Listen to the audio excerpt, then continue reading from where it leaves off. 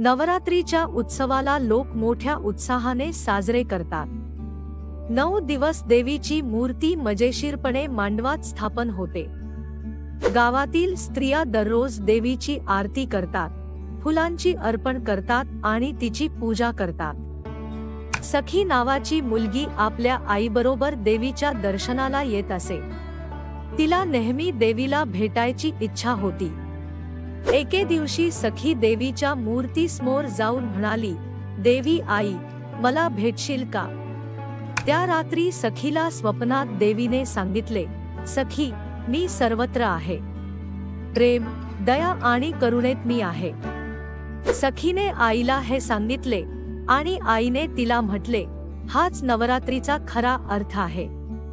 त्यानंतर सखी प्रत्येक माणसामध्ये देवीची पूजा करू लागली। तिला ह्या नवरात्रीचे महत्त्व समजले। सखीचा आनंद गगनाला भिडला।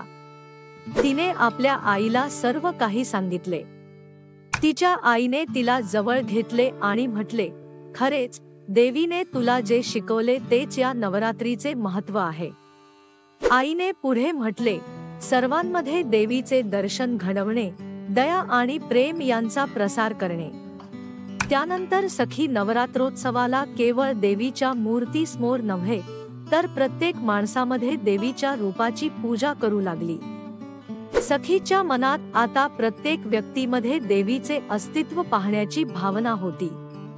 तिने स्वतःला समर्पित करून सर्वांमध्ये दया आणि प्रेम यांचा प्रसार करण्याचा संकल्प केला।